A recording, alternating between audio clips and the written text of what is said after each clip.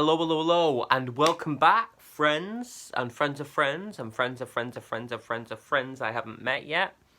Things like that. To The Library is Open, so I hope you brought your library card, my darling. So we're now well in the bosom, if you will, of non-fiction November, and the month is certainly living up to its name. It's very rainy. It's very dark, which obviously is playing havoc with the lighting in these videos, but let's just pretend it's because I want to look mysterious and poorly lit, which is nice. So because it's a bit grimy outside and a bit sort of like I decided to treat myself to a rather special cup of tea today in this big nice pot. So I'm drinking a London Fog Latte, which is interesting. Which is basically, I got the recipe offline because I know they make them at several well-known coffee shops. So I thought, I'll make my own. I'm not paying them prices. And it's essentially Earl Grey tea with coconut milk, sort of, like frothed, like they do in like proper barista people do. And then vanilla essence as well. And it's supposed to separate like a sort of fog cloud, but it hasn't done that at all. But let's just go with it. It's fine. It's alright. But I just like the name, London Fog Latte. That feels really sort of November-ish and a bit sort of noirish, I think that if October is spooky season, then November is definitely noirish. Although, somewhat ironically, that's not the theme of this video at all. Although the book I am about to talk about does have a raven on the cover, so I suppose that sort of counts. So yeah, let's just check in really briefly about how non-fiction November is going. Really well so far. I'm actually really enjoying it. You'll know, regular viewers to this channel and people that know me or follow me online will know that I don't often do non-fiction unless it's work-related or unless it's something that really, kind of grabs my attention that I want to know more about. So that's why I'm really glad that I did non-fiction November, because it's pushing me there, because my default setting is fiction, and a very specific kind of fiction. I tend to do adult contemporary, mystery, crime, and occasional sort of fantasy. They're my go-tos. Then at least I'm sort of broadening that, which is what I want to do, and I also want to bring to you more choices that are not just my own tastes, because I think it makes us all better readers. But yeah, no, it's going well. I'm finding as well that I think because work's so busy at the moment, and I don't mean that in a negative, whingy way. I'm very happy to be busy, and I'm aware that I'm lucky to be working. I am very aware of that. There's something about, quite conversely really, because it should be that fiction would be an escapism sort of thing, but there's something about the kind of, I don't know, certainty of non-fiction, or maybe just the quality it has, that I'm finding quite reassuring. And I'm not that I'm suggesting that non-fiction is always true, of course. Every story is subjective, irrespective. But I'm finding it a little bit more, maybe because life is so unstructured at the moment, in terms of workloads and, the global pandemic. Maybe there's something about the structure of non-fiction. Or I'm just making that up, who knows. But yeah, no, it's been really good, and hopefully that will just encourage me after November as well. And last thing before I get onto the book, I need to mention, you may have noticed I am indeed wearing official Vegan Queens merch. Yes, for those of you who are asking, Gemini and Miasma, aka the Vegan Queens, now have our own merch line, which is available on Teespring, and I will link that below. And we do all sorts of apparel and lifestyle products, so if you want to show your appreciation for your very favourite tofu-fueled temptresses, then do so. They make great Christmas gifts. But that's the hard sell. On to today's book, which is beautiful, and I'm not going to lie and say that I didn't pick this up because I was very attracted to the design on the outside. First of all, it's got one of my favourite things, as you know, which is sprayed edges. I just love this, and I think it's correct me if I'm wrong, but I think it's just Waterstones that do this, and like the special editions of books. But it really is one of my favourite things. That and a good old French flap, as you know. And this is the cover, which is just stunning, I think. I don't think the camera's doing it justice in terms of the colours, but you'll have to trust me and say it's this sort of deep kind of primary red, and then like a really deep black and detailing on the raven there. Or it could be a crow, I don't know. I don't know birds, but so this is called Daemon Voices, or it could be Daemon, depending on the pronunciation of the Latin, I think, on Stories and Storytelling by Philip Pullman. And this essentially draws together 20 years of Philip Pullman's writing about writing. Now, I have to make a confession. I'm not overly familiar with Philip Pullman's fiction. Other than, I know, obviously, his most famous work is the His Dark Materials trilogy, which I believe now has a second trilogy as well, The Book of Dust, which is, I believe, has like allusions to like, Dune by Frank Herbert, with like spice being the commodity. I believe that dust is very important in that particular world. The only sort of ones that I've read are the Sally Lockhart Quartet, I think they're called, that he wrote, which is sort of about a female detective of a sort in Victorian London, which I really, really liked. And I believe they did a couple of those. I think it was Ruby in the Smoke, and it might have been one of the other ones they adapted for the BBC. But I do keep getting people sort of saying, you must read. And I did own a copy of the first book in the His Dark Materials, but I don't know why it's just never...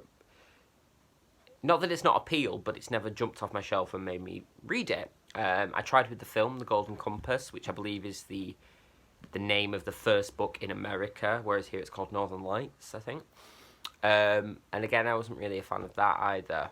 But that's not the book's fault, obviously.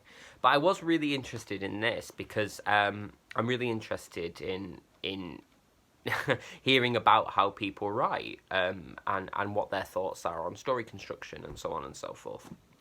Being a writing teacher myself at university, well, that's how I started off. I think that other people's processes and...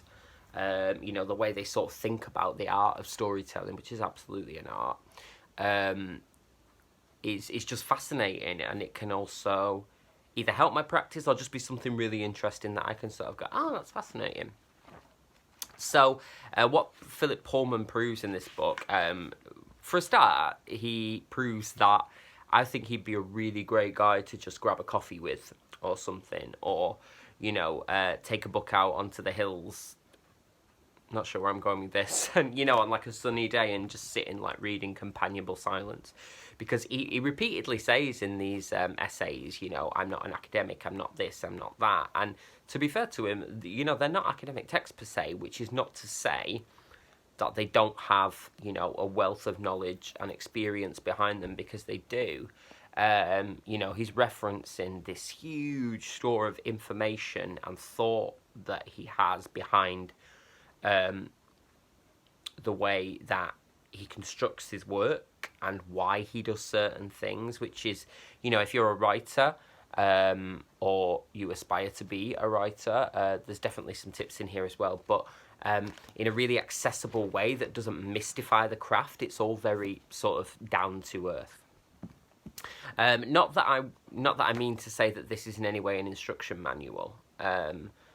It reads more like a manifesto, which is interesting because, as I say, these were written over 20 years, and there's 30 essays in the book, and they sort of cover things that Philip Pullman's written for magazines, or if he was invited to give a talk on a particular subject or a particular writer or creative, and even some stuff where he's been asked to debate things.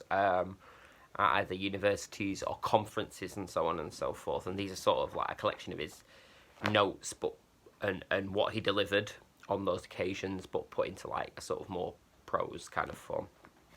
One of my favourite essays in here is about where is it now? Fascinating. One called well, there's two actually in a row. One's called A Bar at the Folly Berger, in which he sort of unpicks the ideas behind modernist paintings in terms of like perspective and what we can literally see in the I'm trying to find you a picture here. What we can literally see in pictures versus, you know, what's actually going on in them. And then he sort of weaves in ideas around, like, modernist writers, so people like Virginia Woolf and so on and so forth, and James Joyce. You know, I'm not doing it justice here, but the way he manages to relate that to the craft of telling story and weaving plot and talking about shifting perspective, or, you know, if this was a film, where the camera goes, is it's just fascinating. There's another chapter that I really, really enjoyed, and I'm debating making a reading for my students next year. It's called Poco a Poco. Hopefully I've pronounced that correctly. Which is called which is subtitled The Fundamental Particles of Narrative. And what he does in this expert way is he uses the idea of pouring, you know, so water in container and pouring it into another vessel, to unpick how we already have, as readers, as humans, we already have a conception or a schema about how this action operates and what it means, you know, in context. And then he somehow pulls this like white rabbit out of the hat where he connects that to writing story arc and working towards a reader's existing knowledge to craft something brand new. And this is literally all from the act of pouring out of various vessels. Yeah, he does, you know, he does, like, it's really sort of eclectic in the influences. He looks at like photographs and paintings and comic strips and so on and so forth. It's really very much not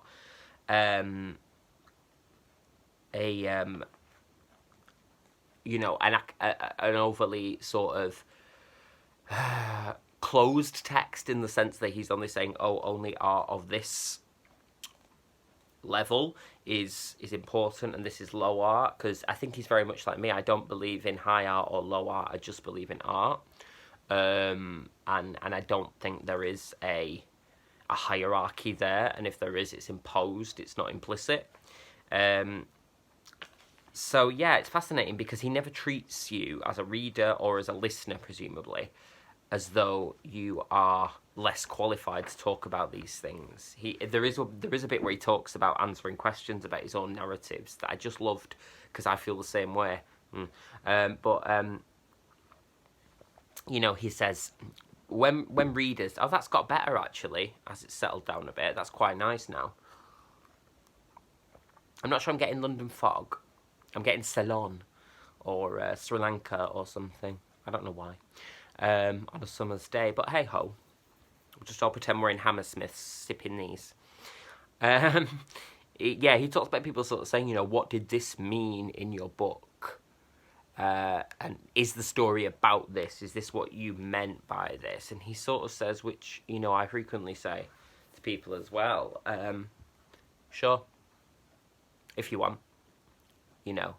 There's this weird idea, and I think it's encouraged by the education system, to be perfectly honest, of particularly, you know, in sort of mainstream education, 4 to 16 or 18, which is there is a way to do things that is correct, and there is a way that is incorrect, and there is always an answer. And, you know, working in the arts, which, you know, obviously fiction writing is, as well as performance, which I work in,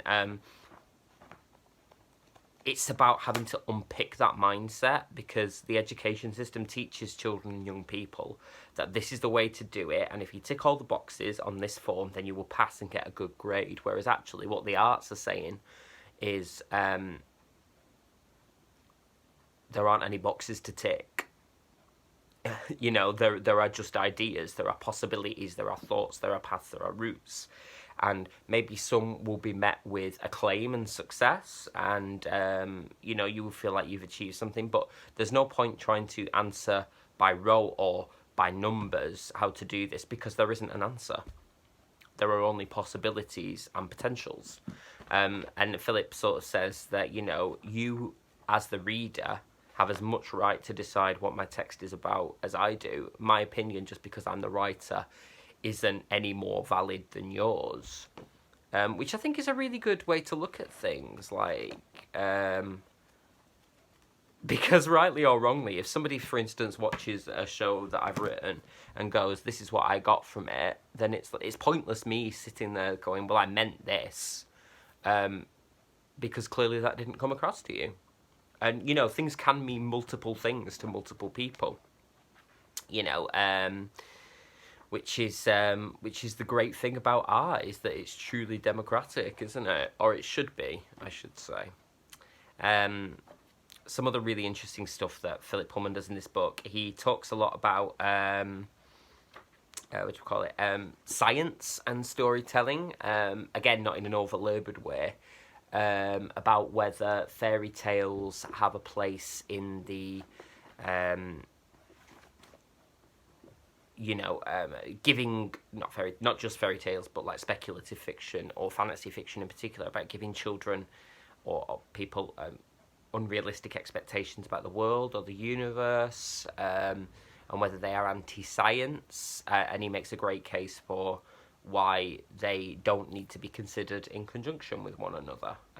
There's also a bit where he talks about, I think this was a debate about whether morality can be taught through fairy tale, or if it has a negative effect on children's concepts of morality, because and how that would ever be studied. Because I think there's some argument that around that a few years ago. Not that I'm suggesting that fairy tales are particularly a good way to teach morality necessarily. I mean, you know, you want to talk about immoral behaviour and, you know, pretty shocking stuff. Don't reach for Stephen King, reach for Grimm's fairy tales. You know, it's all in there: murder, incest, inappropriate behaviour, etc., etc. You get the idea. You know, and I think what Philip Pullman does particularly well is talk about how things, the reason that art is such a magical thing, and, you know, in all that encompasses it, and all that encompasses art, is that it doesn't have answers to give. Again, to return to that point, it's like it can't be held responsible for anything because it isn't claiming that it does anything.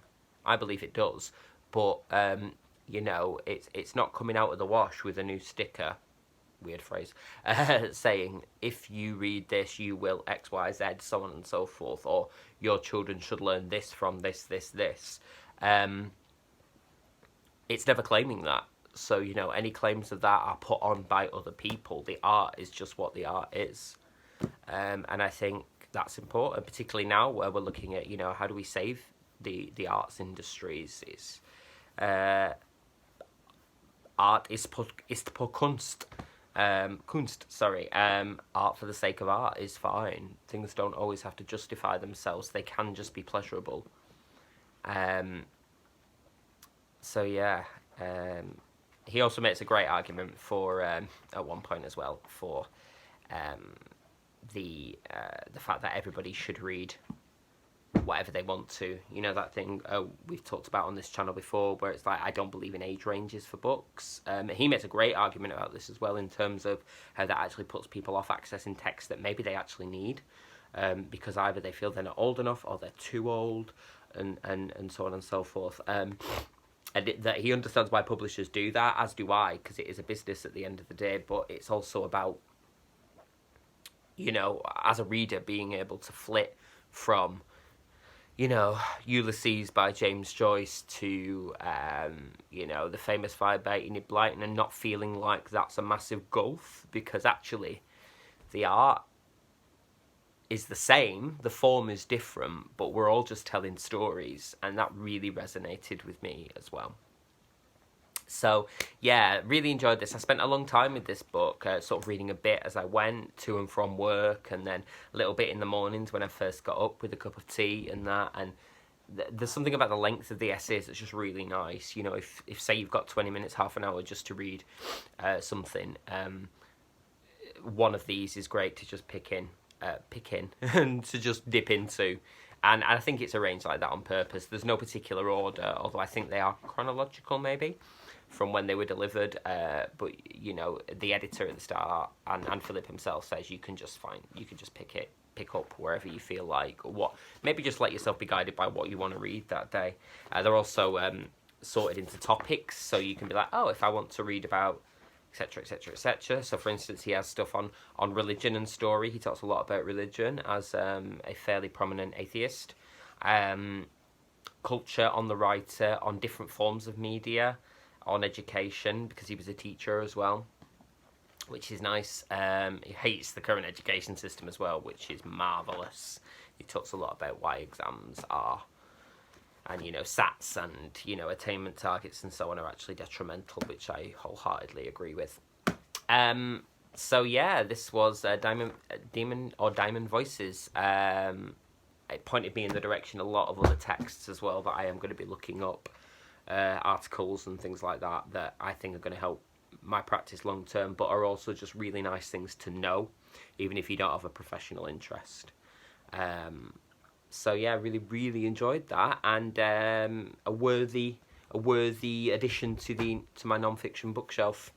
So I'm going to keep this up for the rest of non-fiction November, as I say, and just see where that guides me. Try and read like a variety of non-fiction, from essays and on several topics to autobiographies to retelling, so on and so, everything that encompasses non-fiction. So I hope you're enjoying this. It sort of rings the changes a little bit, doesn't it? And you know, a change is as good as a rest, as they say. Okay, so that's it for this edition of The Library is Open. So put your library cards somewhere safe and put them maybe in your underwear. Actually, it's probably the only place they'll stay dry if you're going out today. I don't mean that in a rude way, although, you know, you do you. In the meantime, please do like, subscribe, comment if you like, or if you haven't, or if you don't want to, then don't. That's absolutely fine. Do check out the Megan Queen's merch store on Teespring, which is linked in the description, or possibly the pinned comment, depending. Oh yeah, I do need to say as well, I know some people have commented and I haven't replied on previous videos. It's something to do with YouTube, I think. I'm going to the notifications to read and reply to your comment, and it's not there. So please don't think that I'm not interested or that I'm being ignorant. It's I do want to respond. I'm not being allowed. It's against my will, so I do apologise for that, and hopefully that'll be remedied soon. But until the next time, my darlings, please do take care of yourselves. Please do stay safe. I hope you're all doing okay, and do let me know in the comments, as I say.